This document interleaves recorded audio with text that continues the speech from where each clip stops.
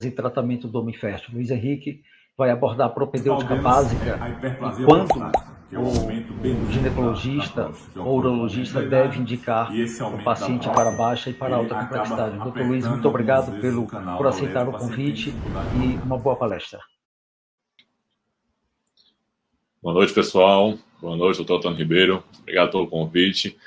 Obrigado também a Américo por estar sempre me convidando para fazer parte aqui desse congresso. Eu acho muito importante a gente estar dividindo aqui atualizações para manter, apesar de estar no interior, a gente conseguir manter sempre se atualizando com os mais protocolos mais recentes que a gente tem pelo mundo, né?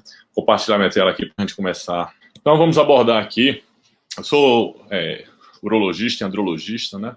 Então vamos fazer uma abordagem aqui sobre a propedêutica básica para o homem fértil e também abordar um pouco sobre como definir se o tratamento vai ser de baixa ou de alta complexidade para o homem e para o casal, né? Então, a infertilidade ela é caracterizada quando o casal tem uma dificuldade em conseguir uma gravidez natural após 1 ano de relações sexuais frequentes e sem método anticoncepcional. A incidência é basicamente de 15% da população, sendo que é dividido numa proporção de 40% do fator masculino, 40% feminino e 20% os dois. O que quer dizer?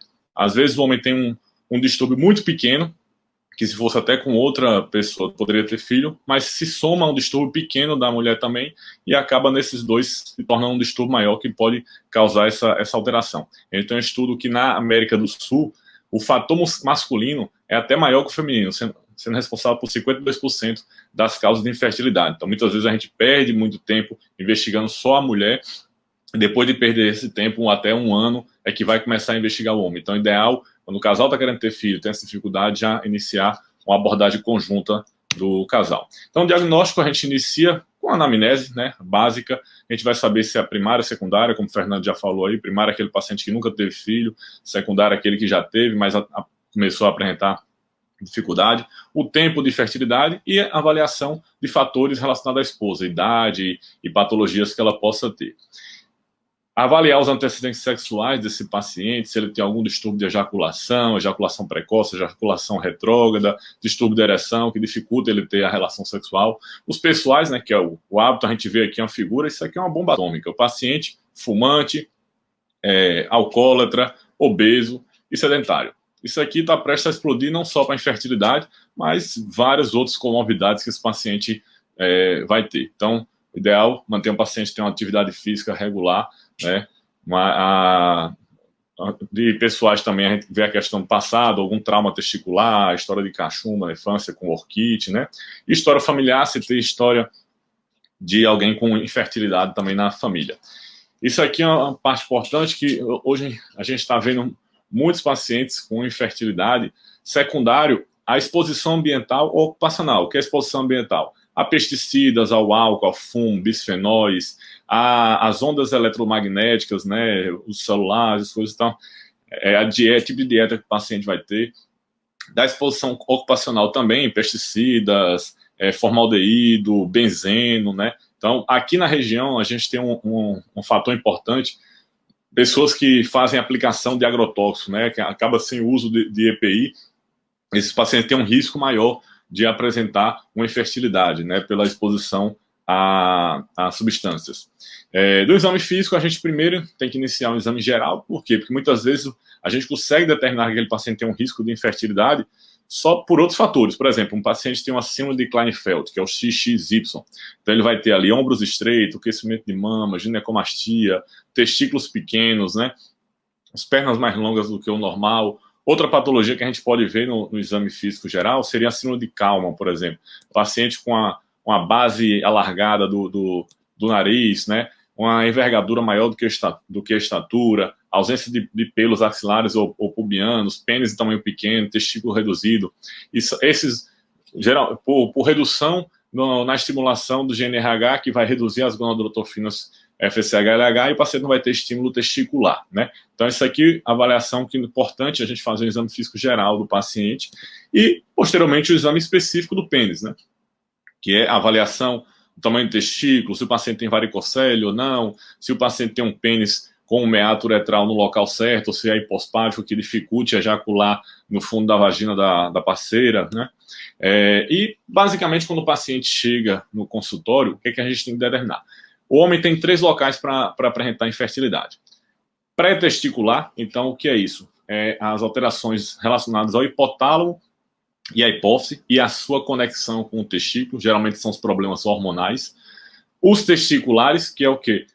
A parte hormonal chega, beleza, estimula, mas o testículo tem um problema, ele não consegue produzir naturalmente, às vezes nem a testosterona nem o espermatozoide. E a pós-testicular, que chegou o hormônio normal, o testículo foi estimulado, mas na hora de eliminar o espermatozoide, existe algum fator obstrutivo ali, ou uma ejaculação que ela não consegue ejacular, vai para a bexiga, ejaculação retrógrada. Então, basicamente, são esses 3. Só que o problema é que, apesar de ser nesses 3 locais, existem inúmeras patologias que podem afetar isso aqui. Então, por exemplo, aqui das pré-testiculares, as testiculares, que são as mais comuns, várias patologias, e as pós-testiculares, várias também. Então, a gente tem que tentar avaliar como é que a gente vai diagnosticar isso aqui, porque são muitas patologias. Das principais, né, um resumão assim, das pré-testiculares, as mais comuns são a doença do hipotálamo, hipófise e uso de anabolizante. Das testiculares, as mais comuns são criptorquidia, a cachumba, que evolui com orquite, a varicocele, que é uma deficiência dos vasos do plexo venoso, né? A quimioterapia, radioterapia, alterações genéticas e a idiopática, que grande parte a gente não consegue identificar qual foi a patologia que está causando aquela infertilidade. E das pós-testiculares, a mais comum é a vasectomia. Então, aquele paciente fez vasectomia, não vai conseguir ter filho, a gente tem que fazer uma reversão. Epididimites, né, que inflama e causa obstrução nos ductos do epidídimo. As obstruções dos ductos ejaculatórios, pode ser por cisto na próstata, cisto no trículo, e alterações uretrais e penianas, como hipospádia. A hipospádia, quanto mais baixa o local aqui, maior a dificuldade do paciente ter filho, né? Essa hipospádia distal geralmente não tem restrição nenhuma à infertilidade. Então, são várias as causas. E como é que a gente deve abordar o paciente, né? Então, tem exames que a gente pode usar, né, para poder diagnosticar. Então, o espermograma é o principal deles. O ideal é que seja avaliado em 2 amostras, principalmente se ele vier alterado, né? As dosagens hormonais, como FSH, LH, hormônios da tireoide, prolactina, devem ser avaliados. O processamento seminal, né, do espermograma. Nos pacientes que a gente vê no espermograma que ele apresenta uma azospermia, é o ideal que a gente solicite mais 2 exames complementares, que é o cariótipo de banda G, que nele a gente vai ver a quantidade de cromossomos que o paciente tem, se tem alguma alteração desses cromossomos, e a microdeleção do cromossomo Y, né? É importante tanto para o paciente azospérmico, para aquele que tem uma oligospermia severa, com menos de 1 a 2 milhões de espermatozoides, uma criptosospermia. A microdeleção, no cromossomo Y, ele é responsável pela produção do espermatozoide. Tem uma área específica nele, chamada ASFA, ASFB e ASFC. Quando esse paciente tem uma alteração nessa área, as FA e as FB, é 0 a possibilidade de a gente encontrar um espermatozoide para ele. Agora, quando o paciente tem uma alteração em ASFC, né, existe até 70% de chance de a gente conseguir encontrar espermatozoide numa biópsia testicular para esse paciente. Então, é importante. E é importante também que, assim, se esse paciente tiver essa patologia, essa alteração, se ele tiver um filho do sexo masculino, o filho vai adquirir isso aí também. Então, é importante até para aconselhamento genético posterior. Então, pegando aqui o espermograma, que é o principal exame, detalhando um pouquinho, então o mínimo é 2 amostras, tem um intervalo de 15 dias entre as amostras, né? O ideal é que tenha um período de abstinência de 48 ou 72 horas, né, no mínimo, no máximo até 5 dias. A coleta deve ser por masturbação em recipiente próprio. O ideal é que seja feito na própria clínica para ter uma avaliação em até 1 hora desse espermograma. É importante valorizar as perdas e repetir sempre que tiver relato de perda. A análise deve ser pessoal, laboratório qualificado, então eu sempre oriento, o ideal é ser feito realmente numa clínica que tem especialização, fazer isso aí, uma clínica que trabalha com reprodução, né? Eu brinco muito, faço pessoas, quando a gente quer um exame de qualidade, por exemplo, a gente quer uma pizza, você não vai na churrascaria, você vai na pizzaria, né? Então, quando você quer um espermograma de qualidade, procure fazer numa clínica que trabalha com isso, reprodução. E deve seguir a padronização da Organização Mundial de Saúde, né? Outro exame que a gente tem que levar em conta é essa fragmentação do DNA espermático. Até muito tempo atrás, pouco tempo atrás, na verdade, tinha muitos pacientes que a gente não diagnosticava a alteração, porque a gente via o espermograma daquele casal normal, e a gente dizia, pode ter relação que vai conseguir ter filho. E o que acontecia é que aquele casal não conseguia ter filhos, né? Era chamado de fertilidade idiopática, não achava o motivo. E muito disso a gente viu posteriormente que o problema era o DNA dentro do espermatozoide que estava fragmentado. O que causa essa fragmentação? Estresse oxidativo. Então, o nosso estilo de vida atual, né? Poluição, comidas enlatadas, falta de atividade física, estresse excessivo. Então, isso aí aumenta a quantidade de radicais livres. Esse aumento dos radicais livres, ele causa um estresse oxidativo. Esse estresse oxidativo, ele fragmenta, aumenta radicais livres, e os radicais livres faz fragmentação do DNA. E esse DNA fragmentado, né, o paciente tem mesmo que ele entre no óvulo, ele tem uma dificuldade de se acoplar ao DNA feminino, então o paciente ou não forma embrião ou tem abortos de repetição, né? E existem os exames que a gente pode identificar. Esse aqui, por exemplo, é um teste chamado túnel. Então, no espermograma, a gente vê todos os espermatozoides normais, sem alterações, e a gente faz esse exame aqui e a gente vê que existe uma diferença, aqueles espermatozoides que têm o DNA fragmentado, eles se coram em vermelho, né? Então, muitas daquelas alterações que a gente dizia que era idiopática, na verdade, eram causadas pela fragmentação do DNA. A gente vê que o normal, até 25%, é considerado normal. Todo mundo vive com poluição, com o estilo de vida atual, mas a gente viu que acima de 25% é uma fragmentação importante que pode causar dificuldade para a fertilidade. Só que também, mesmo com esses exames todos, ainda existe boa parte das causas de fertilidade que continuam sem diagnóstico correto, né? Então, a gente vê aqui um estudo novo, esse estudo foi publicado agora em junho de 2021, mostrando novas perspectivas para o diagnóstico genético da infertilidade masculina. Então, o que é que a gente sabe? A espermatogênese, que é a fabricação do espermatozoide, é um processo que dura 74 dias e envolve pelo menos 2.000 genes. A falha na espermatogênese, a maioria delas tem etiologia indefinida, então a fabricação é indefinida na maior parte. Com o rastreamento clássico que a gente tem hoje em dia, que é o quê? O cariótipo do banda G e a microdeleção do cromossomo Y, para a população geral, a gente consegue identificar em até 5% as alterações.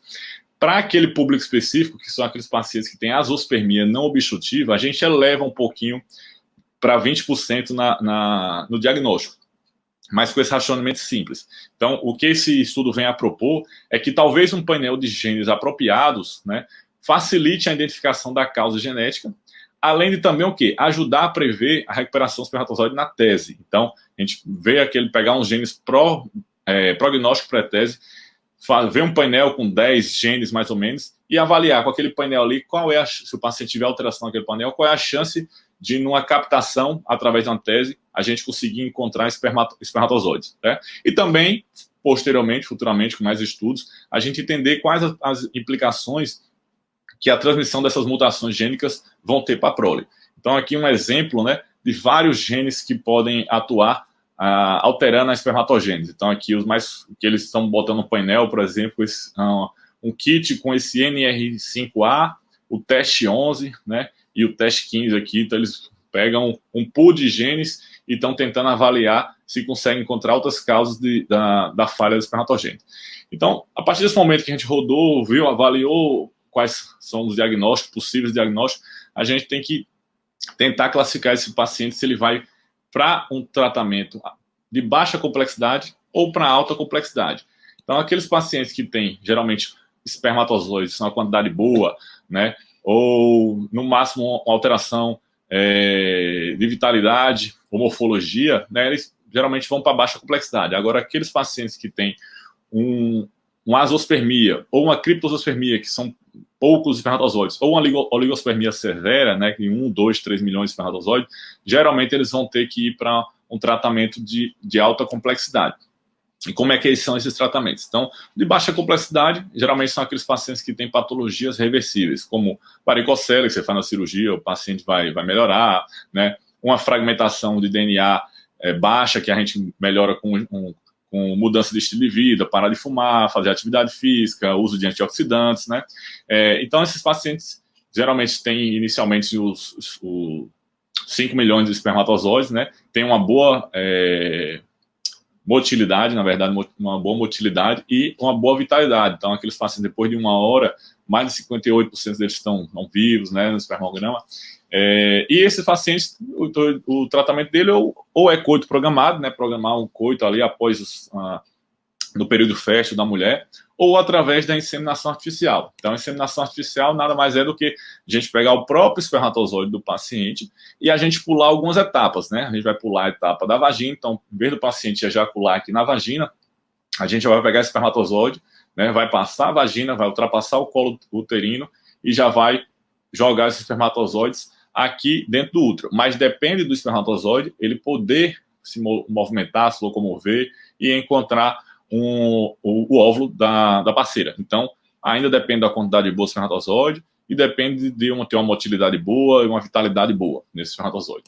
Já aqueles de alta complexidade são aqueles pacientes que têm oligospermia severa, né, menos de 5 milhões, ou então azospermias obstrutivas ou não obstrutivas, uma elevada fragmentação do DNA. Então, por exemplo, um paciente que tem 80% de fragmentação do DNA, dificilmente ele vai conseguir ter uma gestação natural, né? Então, de cada 10 espermatozoides, 8 estão fragmentados. É muito mais fácil um espermatozoide fragmentado entrar no óvulo do que esses 2 que não estão fragmentados. Então, nesse paciente, a gente consegue, através dos métodos de preparo do espermatozoide, conseguir identificar aquele espermatozoide de melhor qualidade para ir para uma fertilização in vitro, né? Então, aqueles pacientes que têm distúrbio na ejaculação, seja ele de causa neurológica ou diabetes, então paciente que apresenta ejaculação retrógrada, mesmo com tratamento, mesmo com fisioterapia, mesmo com o uso de vibração em região do períneo, não consegue melhora.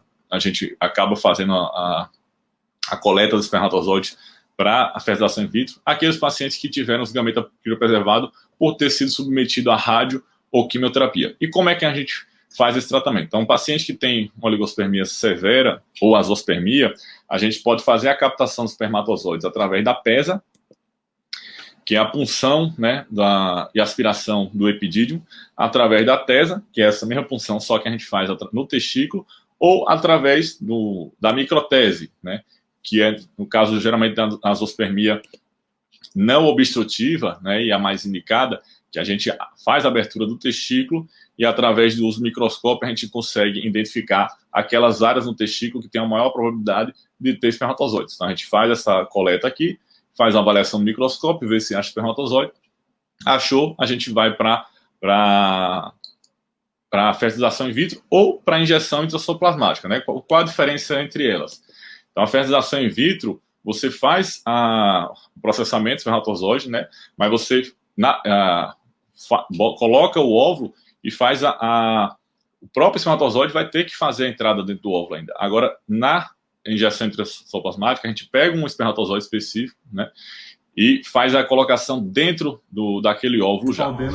A hiperplasia prostática. Então, no final, o objetivo é o quê? A gente obter a gravidez, né, e trazer esse Czinho aí para alegrar essas famílias.